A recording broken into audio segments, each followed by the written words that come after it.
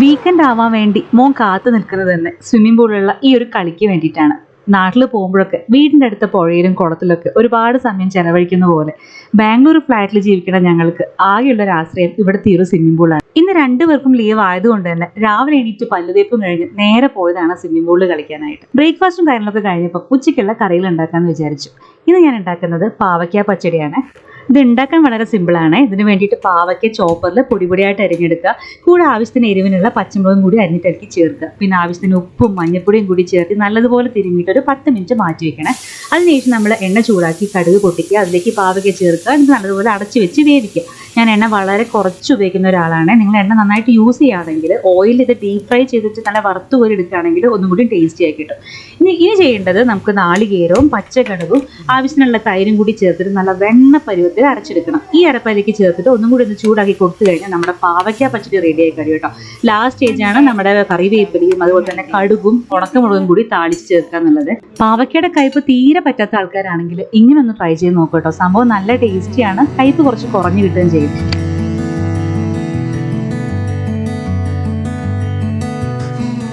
മഴക്കാലം തുടങ്ങിയപ്പോൾ മുതൽ വിചാരിക്കുന്നതാണ് നമ്മുടെ ഫ്ലാറ്റിൻ്റെ ബാൽക്കണിയിൽ എന്തെങ്കിലും കുറച്ച് ചെടികൾ, അതായത് പഴങ്ങൾ തരുന്ന ചെടികൾ നടണം എന്നുള്ളത്. അതിന് വേണ്ടിയിട്ട് കുറേ നാളായിട്ട് നഴ്സറി തപ്പി നടക്കുകയായിരുന്നു. അവസാനം ഗൂഗിളിനോട് ചോദിച്ചപ്പോൾ ഈ ഒരു നഴ്സറിയാണ് സജസ്റ്റ് ചെയ്തത്. അവിടെ ചെന്നപ്പോൾ ഇഷ്ടം പോലെ വെറൈറ്റി ഉണ്ടായിരുന്നു കേട്ടോ. ചാമ്പയ്ക്ക, മാതളം, അതുപോലെ തന്നെ ഹൈറ്റ് കുറഞ്ഞിട്ട് ഉണ്ടാവുന്ന മാവും തൈകൾ, ചക്ക, ചാമ്പയ്ക്ക, പേരയ്ക്ക എന്നൊക്കെ. അപ്പം നമ്മൾ കുറേ നോക്കി നടക്കുകയാണ്. ഇഷ്ടം പോലെ വെറൈറ്റി ഉണ്ടായിരുന്നു. അവരോട് ഞങ്ങൾ ചോദിച്ച് മനസ്സിലാക്കി. 4-5 ಹಣ್ಣು ಬರುತ್ತೆ. 5-6 ಹಣ್ಣು ಅಷ್ಟೇ. ಇಯರ್ಲಿ ಒನ್ಸ್ ವರ್ಷಕ್ಕೆ ಒಂದು 5ರಿಂದ 6 ಹಣ್ಣು ಸಿಗುತ್ತದೆ. Okay okay. ನೆಲಕ್ಕೆ ಹಾಕಿದ್ರೆ ತುಂಬಾ ಬರುತ್ತೆ. ഓ, ഇതിൽ ഏതാണ് ചെറിയ പോട്ടിൽ വളരുന്നത്, ബാൽക്കണിയിൽ ഏതാണ് നടാൻ പറ്റുന്നതെന്നൊക്കെ അവിടുത്തെ ആ ആങ്കിൾ കറക്റ്റായിട്ട് നമ്മളെ ഗൈഡ് ചെയ്ത് തന്നു കേട്ടോ. അവസാനം ഞങ്ങൾ വാങ്ങിയത് ഒരു ചാമ്പത്തൈയും അതുപോലെ തന്നെ ഒരു പേരയ്ക്കയും കറിവേപ്പിലയാണ് കേട്ടോ.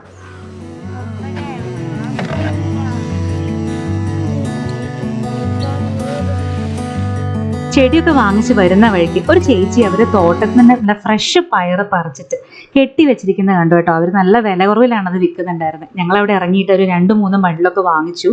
നല്ല ക്വാണ്ടിറ്റി ഉണ്ടായിരുന്നു. നമ്മുടെ നൈബേഴ്സിനൊക്കെ കൊടുക്കാൻ വേണ്ടിയിട്ട് കുറച്ചധികം വാങ്ങിച്ചു കേട്ടോ. ഇപ്പോൾ കാണാൻ ഒരു നാട്ടുംപുറം പോലെ ഇരിക്കുന്നുണ്ടല്ലോ. ഇതൊക്കെ ബാംഗ്ലൂരിലുള്ള പ്ലേസ് തന്നെയാണ്. ഹെസ്രാഘട്ട എന്നാണ് ഈ സ്ഥലത്തിൻ്റെ പേര്.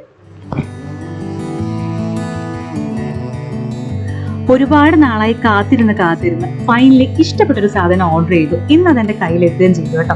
വേറൊന്നുമല്ല, ആമസോൺ വഴി സോണി Z1 ക്യാമറ ഓർഡർ ചെയ്തിരുന്നു കേട്ടോ. ഞാൻ വാങ്ങിയത് അതിൻ്റെ വ്ളോഗേഴ്സ് കിറ്റ് അല്ലെങ്കിൽ കണ്ടന്റ് ക്രിയേഷൻ കിറ്റാണ്. സംഭവം അടിപൊളി ക്യാമറയായിരുന്നു, നല്ല ഫീച്ചേഴ്സാണ്. എനിക്ക് ആകെ ഒരു ഡ്രോബാക്കായി തോന്നിയത് അതിൻ്റെ ബാറ്ററി ബാക്കപ്പ് കുറച്ച് കുറവായിരുന്നു. 2 ബാറ്ററി അവർ കൂടെ പ്രൊവൈഡ് ചെയ്തിരുന്നു. എന്നാലും ചാർജ് പെട്ടെന്ന് ഇറങ്ങുന്നുണ്ടായിരുന്നു കേട്ടോ. ഇത്രയും കാശ് കൊടുത്ത് വാങ്ങുമ്പോൾ ഇതിൻ്റെ പ്രൈസ് 69,000 രൂപയായിരുന്നു കേട്ടോ. അവർക്കൊരു കോംപ്ലിമെൻ്റ് ആയിട്ട് ക്യാമറ ഇടാനായി ഒരു പൗച്ച് കൂടി തരായിരുന്നു കേട്ടോ.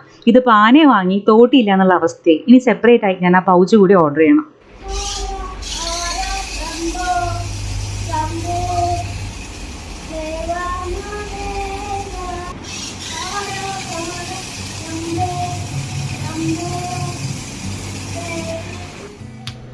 ഈ വരുന്ന ആഴ്ച ഋതുക്കുട്ടിയുടെ ബർത്ത്ഡേ ആണ് കേട്ടോ. അപ്പം നമ്മൾ വീട്ടിലേക്ക് ക്ഷണിച്ചിട്ടുള്ള കുറച്ച് കുട്ടികൾക്കൊക്കെ റിട്ടേൺ ഗിഫ്റ്റ് കൊടുക്കണമല്ലോ. അപ്പോൾ അത് നോക്കാൻ വേണ്ടിയിട്ട് ഞങ്ങൾ ഉച്ചയ്ക്ക് ചോറൊക്കെ കഴിച്ച് നേരെ അടുത്തുള്ള മന്ത്രി മോളിലേക്ക് വന്നിരിക്കുകയാണ്. അതിൻ്റെ ഇടയിൽ ഋതുക്കുട്ടി അവന് ആവശ്യമുള്ള ബാസ്കറ്റ് ബോളും ഫുട്ബോളൊക്കെ തപ്പിയെടുക്കുന്നുണ്ടായിരുന്നു. അങ്ങനെ ഗിഫ്റ്റ് നോക്കി ഞങ്ങളുടെ കയ്യിൽ ചെന്നെത്തിയത് ക്യാമലിൻ്റെ ഈ ഒരു ആർട്ട് കിറ്റിലായിരുന്നു. അത്യാവശ്യം വേണ്ട സാധനങ്ങളൊക്കെ അതിൻ്റെ അകത്ത് ഉണ്ടായിരുന്നു കേട്ടോ. ഒരു drawing book, pencil set, eraser, sharpener, colour pencil, അങ്ങനെ അത്യാവശ്യം വേണ്ടതൊക്കെ ഈ ഒരു ആർട്ട് കിറ്റിലുണ്ട്. അങ്ങനെ നമുക്ക് വേണ്ട നമ്പറൊക്കെ അവിടെ നിന്ന് തപ്പിയെടുത്തു കേട്ടോ.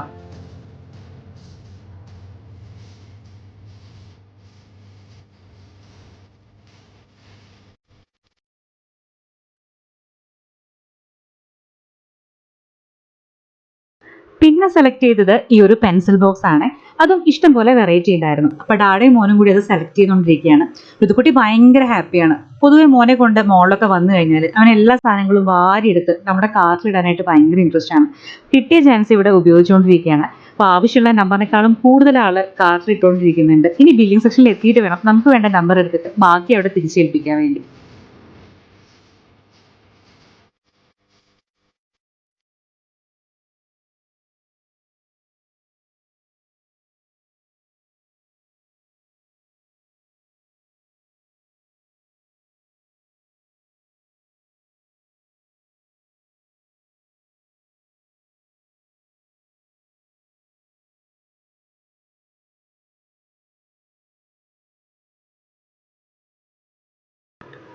അവിടുത്തെ പർച്ചേസ് കഴിഞ്ഞപ്പോൾ ഇനി അഭിയേട്ടന് കുറച്ച് ഡ്രസ്സ് നോക്കാനായിട്ട് തൊട്ടടുത്ത ഷോപ്പിൽ കയറി. സത്യം പറയാലോ, ഞങ്ങൾ ഭയങ്കര ടയർഡായിരുന്നു. പ്രത്യേകിച്ച് ഋതുക്കുട്ടി അവിടെ ഇരിക്കാൻ ചെയറൊന്നും ഇല്ലാത്തതുകൊണ്ട് കിട്ടുന്ന ഗ്യാപ്പിലൊക്കെ ആൾ അഡ്ജസ്റ്റ് ചെയ്ത് സ്ഥലം ഉണ്ടാക്കി ഇരിക്കുകയായിരുന്നു കേട്ടോ.